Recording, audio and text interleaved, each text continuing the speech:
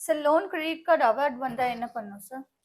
அதாவது பார்த்தீங்கன்னாக்கா, நெறைய பேரு அலர்றதே வந்து இந்த அவார்டுன்னு அலர்றாங்க. நான் என்ன சொல்றேன்னா, அவார்டுன்னா என்னன்றது போன பதிவில் தெளிவா சொல்லியிருப்பேன். அதுன்றது ஒரு அறிவிப்புன்னு சொல்லலாமே.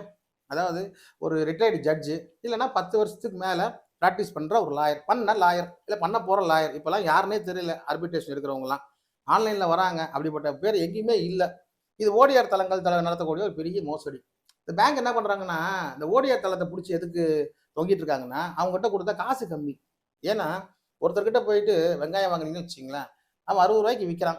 அதே ஒரு ஹோல்சேல போய் வாங்குனீங்கன்னா, அவன் ரூ. 20க்கு குடுப்பான். அதே மாதிரி தான் இங்க. ஒரு சில ஆளுகள புடிச்சு குடுத்தாக்கா, இவ்வளோ அமௌண்ட் குடுக்க வேண்டி வரும். லம்பா குடுத்தோம்னா, அவன் ரிடக்ஷன் பண்ணுவான். கன்செஷன் குடுப்பான். அதனால தான் ஓடிஆர் தளத்துக்கிட்ட போயிட்டு 50,000 கேஸ், 60,000 கேஸ்ன்னு நம்ம லீடிங் பேங்க்லாம் குடுத்துட்டு இருக்காங்க.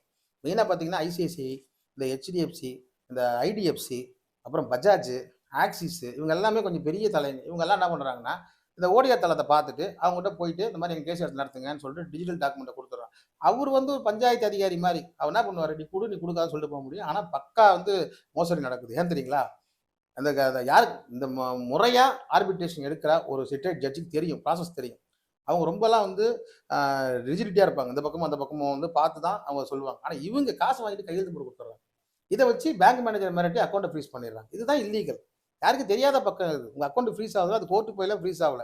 பேங்க் மேனேஜர மிரட்டி இந்த மாரி நாங்க குடுத்துட்டோம். இவர் அக்கவுண்ட்ட வந்து நீங்க பிளாக் பண்ணி வைங்க, இல்ல ஃப்ரீஸ் பண்ணி வைங்கன்னு. அப்படி பண்ணலன்னா நாளைக்கு பிரச்சனை வந்தா நீங்க தான் பொறுப்புன்னிடும்.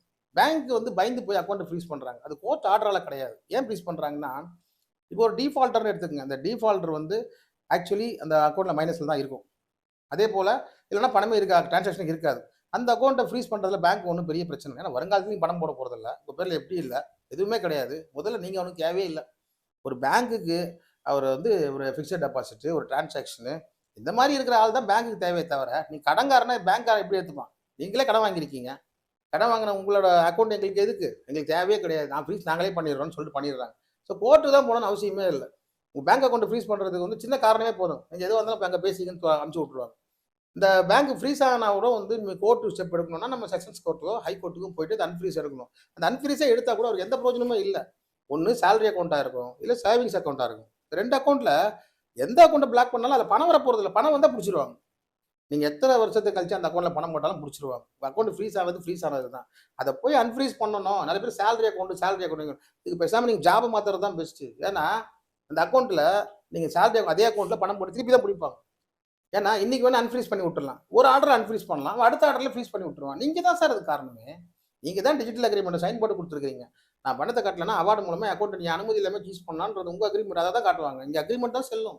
அதனால உங்க அக்கவுண்ட்ட ஃப்ரீஸ் பண்ணாக்கா ரொம்ப அலற வேண்டிய அவசியமே கிடையாது. அதுக்கு முக்காவாசி ஒண்ணு சொல்றேன். ரெட்ரோகேட்டிவ் பத்தி சொல்லியிருப்பேன். அது பிற்பட பகுதியில வருது.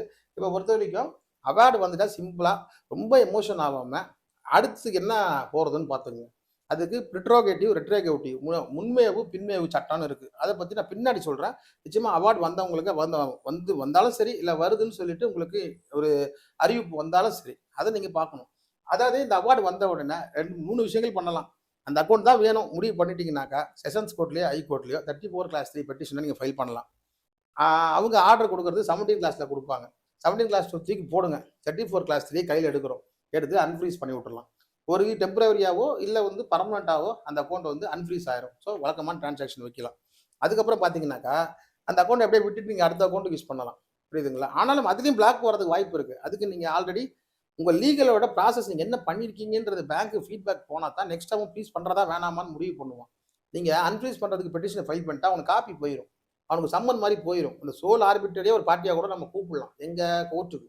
அதனால இவங்க லீகல் ஸ்டெப் எடுக்குறாங்க. இன்னொரு தடவ ஃப்ரீஸ் பண்ணாலும் கோர்ட்டுக்கு போயிருவாங்க. அதனால செலவு பண்ணி எதுவும் பண்ண வேண்டாம். இந்த அக்கவுண்ட் அப்படியே ஹோல்ட்ல அப்படியே இருக்கட்டும்னு விட்டுருவாங்க. ஸோ நீங்க லீகல் ஸ்டெப் எடுத்தா மட்டும் தான் இந்த ஆர்பிட்ரேஷன் அவார்ட தப்பிக்க முடியும். ஒன்ஸ் 100% வந்து கேரண்டி கொடுக்க முடியாது. அன்ஃப்ரீஸ் ஆகும்னு. ஆனா வருங்காலத்துல உங்க அக்கவுண்ட் ஃப்ரீஸ் ஆகாம இருக்கலாம். உங்களுக்கே தெரியும். இது வந்து டிஜிட்டல் கரன்சி இப்போ தான் இனிமேல் தான் full and full digital currency வரப்போகுது. ஸோ பணப்புழக்கமே இல்லாதப்போ நிச்சயமா வருங்காலத்துல ஒரு ஏடிஎம் அதுபோல இதெல்லாம் பார்த்தீங்கன்னா அதிகமா இருக்காது. ஏடிஎம்மே இருக்காது. அதே மாரி இந்த பேடிஎம், இந்த ஃபோன்பே இவங்களும் இருக்க வாய்ப்பு இல்ல. ஏன்னா உங்களுக்கு அக்கவுண்டே பிளாக் ஆனப்போ, அந்த ஒரு பான் நம்பர்ல எந்த அக்கவுண்ட் லிங்க் ஆனாலும் பிளாக் ஆயிரும். ஸோ அதை என்ன பண்றதுன்னு சொல்லிட்டு உங்களுக்கு உங்க அட்வொகேட்ட கேட்ட கன்சல்ட் பண்ணிட்டு ஃபர்தர் ப்ராசஸ் என்னன்னு பண்ணிடுங்க. டிஃபால்ட் ஸ்டேஜ்ல மட்டும் விட்றாதீங்க. நம்ம வந்து பணம் கட்டாமல் விட்டுடலாம், நம்ம எதுவுமே நான் பேங்கே கட்ட முடியாது, நாங்கள் வந்து இதுக்கும் செலவு பண்ண முடியாது, வக்கீலுக்கும் செலவு பண்ண முடியாது, நாங்கள் அப்படியே தான் இருப்போம்னாக்கா உங்கள் வருங்காலத்தில் உங்கள் ஃபியூச்சர் வந்து ஜீரோவாக தான் போயிடும், டார்க்காக அமைஞ்சிரும்.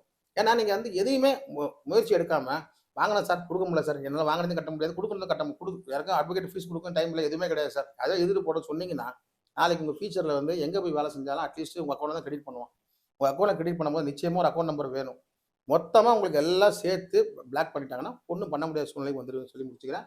அதனால அவார்டு வந்தாக்கா நான் சொன்ன அந்த 3 ஆப்ஷனையும் வந்து எது உங்களுக்கு முக்கியமாக போடுறதோ அதை பண்ணுங்க. எதுவாக இருந்தாலும் ஒரு லீகல் கன்சல்டன்ட், ஒரு ப்ரொஃபஷனல் கன்சல்டன்ட் கிட்ட போய் கேட்டு தெரிஞ்சுக்கங்க. Next ma'am. Sir loan or credit கார்டுக்காக எல்லா சேவிங்ஸ் அக்கௌண்ட்டும் ஃப்ரீஸ் பண்ணிட்டா ஃபியூச்சர்ல என்ன பண்றது சார்? கட் பண்ணுமா ஏமா